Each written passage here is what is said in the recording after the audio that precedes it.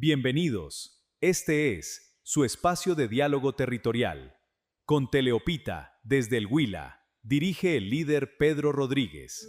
Bienvenidos a este espacio de diálogo territoriales donde vamos a contar historia de vida, historia de nuestros ancestros.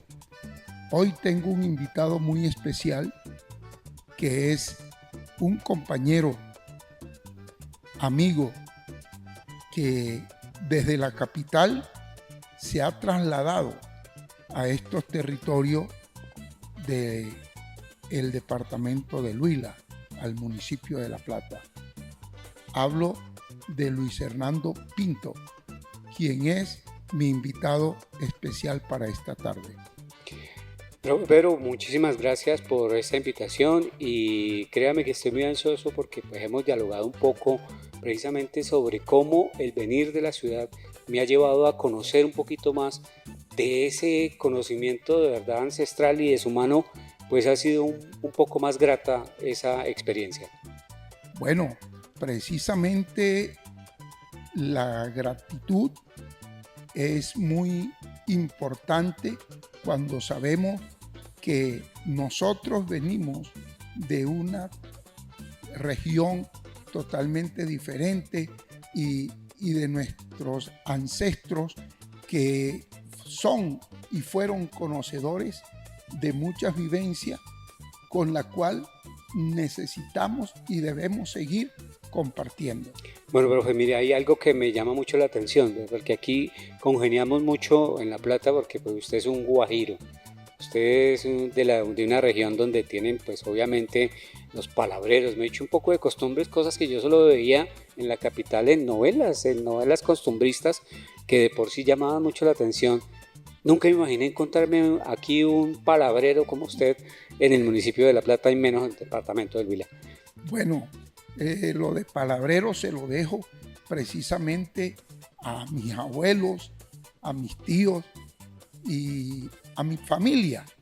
Yo soy ese amigo que a través de lo que viví con mi mamá, mi papá, mis abuelos, aprendí un poco dialogar, un poco de hablar, conocí mucho de lo que es nuestra idiosincrasia, idiosincrasia que también la he vivido aquí en el territorio de La Plata del departamento del Huila.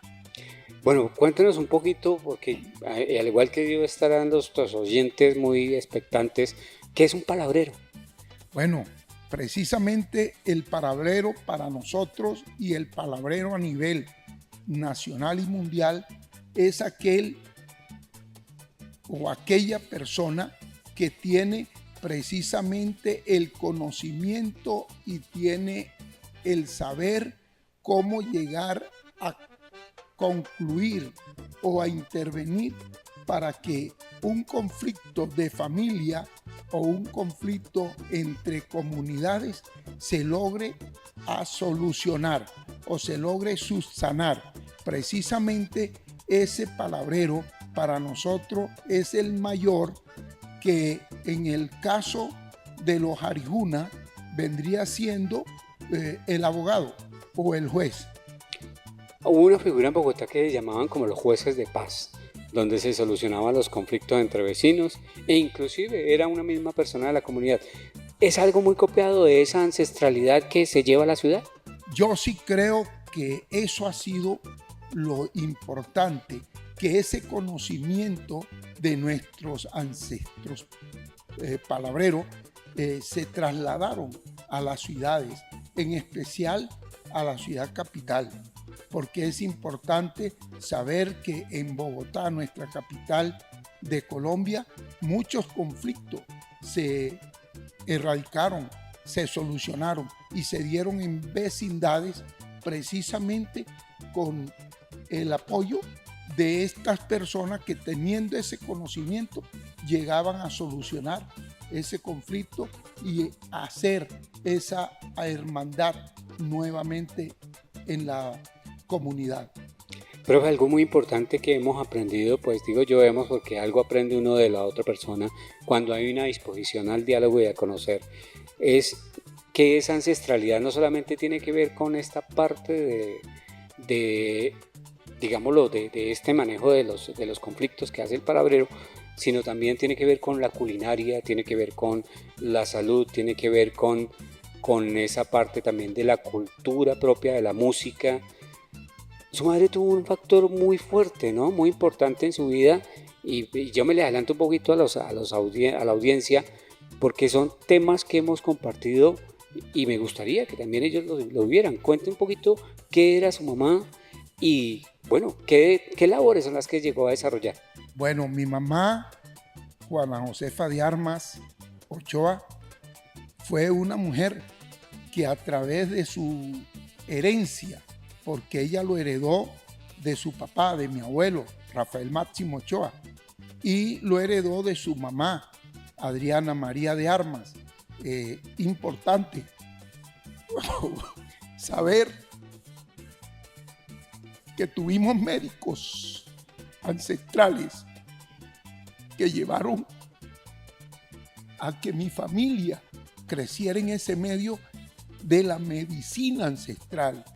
Por ejemplo, a través de el famoso calabazo o totumo, esas preparaciones que se hacían, que no solamente era para erradicar la tos o una gripa, sino curar las tosferinas, los resfriados, cuando la mujer estaba en su estado de gestación, le ayudaba este jarabe de calabazo precisamente preparado por mi madre, preparado por mis abuelas y mis abuelos, a llegar hasta la parte ciencia médica, porque mi mamá a través del estudio que realizó llegó a hacer o a tener ese don de botánica.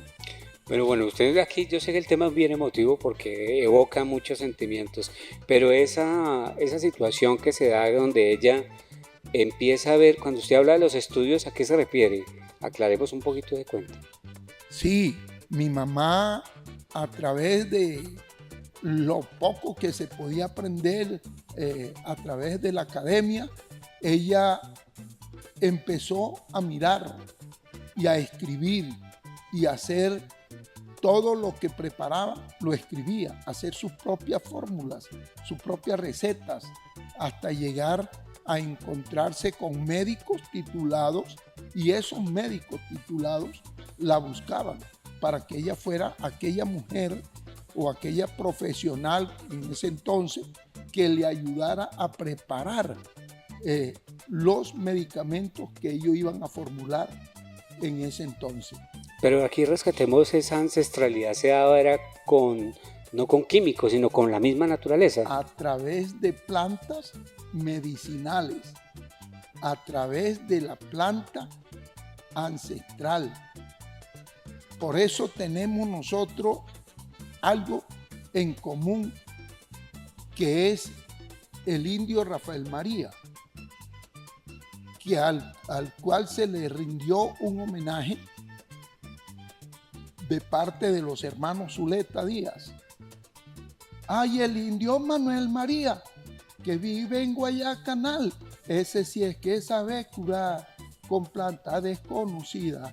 Entonces, imagínate, cuando se habla que ese sí sabe curar con planta desconocida, precisamente es eso, que no todo es lo que se mira hoy, la química, sino aquella planta ancestral, aquel bejuco, aquel brusco, aquella hoja, aquella rama, aquel chamizo, como se pueda llamar, que se secaba al sol, se secaba lo natural, igual que cuando nuestros viejos, nuestros abuelos, nuestros papás, nuestros tíos mayores iban a la playa, no iban a la playa solamente por bañarse, sino por recoger la conchita de mar o la conchita de playa, la conchita blanca de playa, para ponerla a tostar al sol y de ahí sacar el polvo que se utiliza como ayo, que es el que utilizan en los poporos los indios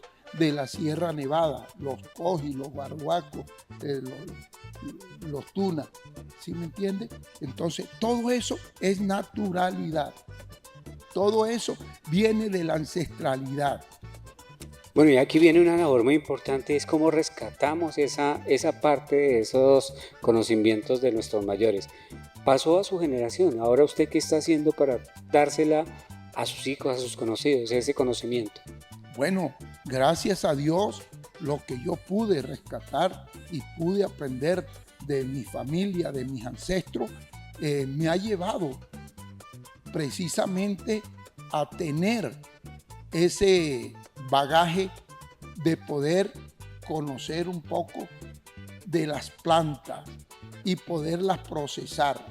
De ahí que usted es uno de esos ejemplos que nos hemos encontrado y hemos llegado de la ciudad al campo precisamente a hacer esa transformación, porque lo que se necesita es eso, no creer que todo es los fármacos, sino que todo es en el campo para hacer precisamente que lo que se produce en el campo llegue a la ciudad a beneficiar a nuestra generación hoy día. Bueno, y hablando un poquito también que tiene que ver con el tema del conocimiento ancestral y rescatando un poco, su mamá también hacía otras cosas, ¿no? La danza, la música. ¿Ella qué más llegó a desarrollar en su vida? Mi mamá fue institutriz, llamaban en ese entonces, folclóricamente hablando.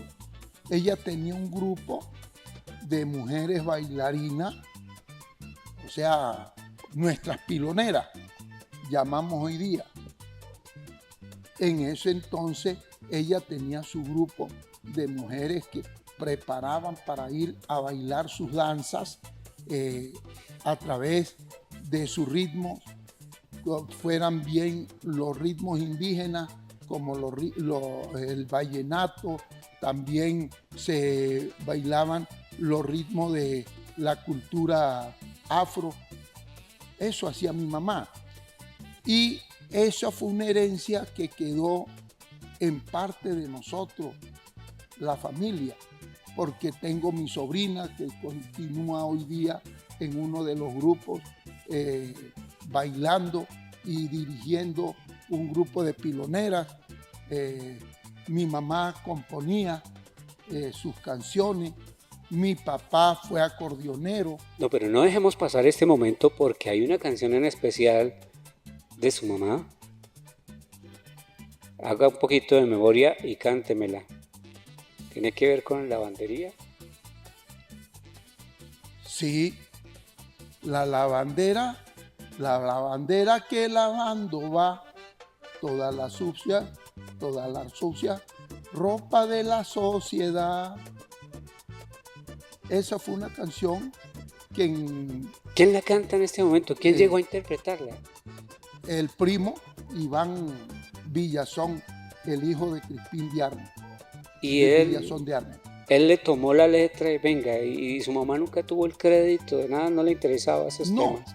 No, ella nunca se preocupó por eso, ni nunca se preocupó porque le dieran honores, porque en ese entonces se hacían las canciones, se hacían las composiciones sin necesidad de esperar nada a cambio. Y era de la cotidianidad, ¿no? Sí. Era la magia de lo que pasaba en su casa, en su calle, con su vecino. Total. Ese era el momento de la inspiración. Sí, cuando se iban porque no había agua con corriente, no habían acueductos, entonces tenían que coger su ponchera, ponérsela a la cabeza, se iban 3, 4 comadres para el río. Entonces, en medio de esa caminata de la casa del pueblo al río y del río al pueblo, ahí precisamente nacía. Eran los momentos de inspiración, ¿no? Correcto. Se acompañaban ahí en el camino con los cánticos. Sí, total. Eso está como cuando empezamos nosotros, ya en nuestra época, la lucha que dimos en el Liceo Nacional Padilla, que alma bendita, tengo que reconocerlo, Romualdo Brito. Muchas de las canciones protestas de hoy día, que grabadas por grandes artistas de nosotros en el rol vallenato, no son compuestas por la nueva ola, como dice uno, sino compuestas por esa gente que sufrió en carne viva, vivió en carne propia las necesidades de los gobiernos cuando nos abandonaron. De ahí la canción El Indio de Cuénteme, Romualdo Brito. hágame una parte, porque esto parece ya un show musical. ¿Cómo es el indio? Compadre, yo soy el indio. Compadre, yo soy el indio que tiene todo y no tiene nada. Trabajo para mis hijos, trabajo para mis hijos, quemo carbón y pesco en la playa. Yo soy el indio guajiro de mi ingrata tierra colombiana, que tienen todo del indio, mas sin embargo no le dan nada. No hay colegio para el estudio, ni hospital para los enfermos. Todavía andamos en burro y en cayuquitos de remo. Entonces, ¿cuál es la vaina? ¿Qué es lo que pasa con nuestro pueblo? Y queremos, precisamente, es a través de estos diálogos ancestrales y cotidianos que no volvamos a seguir viviendo miserias y seguir teniendo que vivir detrás con la totumita pidiendo limosna. Bueno, es parte del rescate que se pretende hacer en este tema de los saberes ancestrales, porque no solo se trata de esa idiosincrasia cultural, ¿no, profe? Sí, precisamente. Mi mamá fue una mujer que vendía bollo, vendía arepa, hacía almojábana, hacía dulce. Bueno, usted ya se metió con algo muy importante que es la gastronomía. Sí. ¿Tú qué te preparaste el otro día que me sacaste de contexto? ¿Cómo hay que un dulce de un popocho? ¿Cómo se conoce aquí en la región esa especie? Aquí le llaman cachaco. Cachaco, guineo, ¿sí? ¿O es lo mismo? Popocho. Nosotros lo llamamos cuatro filos. Sí. Y sacaste un dulce de esa vaina, ¿no? sí, claro. Es herencia de No duró nada. herencia de mi mamá. Eso Herencia es. de mi abuela. Porque ellos cogían o ellas cogían cualquier fruta, llamase guineo, banano, plátano, y hacían los turrones, hacían los dulces, hacían los cabellitos de papaya, la panelita de coco y piña y todo esto, ¿sí me entiendes? Entonces yo fui uno de los herederos de mi familia, de la gastronomía de mi mamá y mi abuela, porque yo siendo el menor de mis hermanos, de mi familia, mi mamá me cogía y me subía en un butaco o en un banco de palo y me decía, ve Pello, vení, tenéis que asomarte para que veas cómo es que se hace un arroz. Y yo aprendí de ahí que la gastronomía a mí me fascina. Profe, de aquí mire, tenemos unos choques culturales, porque precisamente mi papá es de Cobarachía, Boyacá. Un saludo para don José Antonio Pinto. Y mi abuela Mercedes le decía, los hombres en la cocina huelen a caca de gallina, y lo sacaban, porque era una posición también machista, ¿no? Sí. ¿Dónde? No, y mire que al contrario, yo hubiera pensado que habría más machismo en La Guajira que en el interior del país como lo es Boyacá. Y así era. El machismo era tan marcado que en nuestra región Guajira, muy poco el hombre que cocinaba en esa época o en ese entonces, y era muy poco nada. ¿Sí me entiende? Que usted fue un caso excepcional porque su mamá lo puso, venga, mire cómo se hacen las cosas. Cómo se hacen las cosas, porque yo siempre me crié a la udella, ¿sí me entiende? A mí me tocaba moler maíz, ayudarle a moler el maíz. A mí me tocaba atizar el fogón, porque en ese entonces que estufa. Era puro anafe, fogón de leña y carbón para asar las arepas. Entonces, ayudando y eso, ve Pello, traemos un palo allá, Pello, traemos una rama, Pello, y así. Permanecía en la cocina Yo, no, y le daban el mejor bocado. ¿ah? Yo no sé si sería el mejor, pero eso sí, hambre no se pasaba. Porque ahí estábamos, nos peleábamos, eso sí, cuando se hacía un arroz con coco, un arroz con camarón, cuando se hacía el arroz con puerco y todo eso. ¿Sí me entiendes? Porque eso queda muy sabroso. Bueno, ¿y cómo es el tema del chivo? El friche. ¿Le llaman friche? Sí, friche de chivo. Friche de chivo. Sí, claro. Es lo que es muy diferente a lo que en Santander es la chanfaina O la pepitoria. o la en pipitoria, Santander, pero totalmente son dos diferente. cosas diferentes. Sí, son dos platos diferentes. Bueno, ¿cómo es el friche? Bueno, el friche, tú coges el friche y lo sacrificas. Después que lo sacrificas, lo pelas. Cuando tú lo pelas, entonces, ¿qué tienes que hacer? Cogerlo y colgarlo.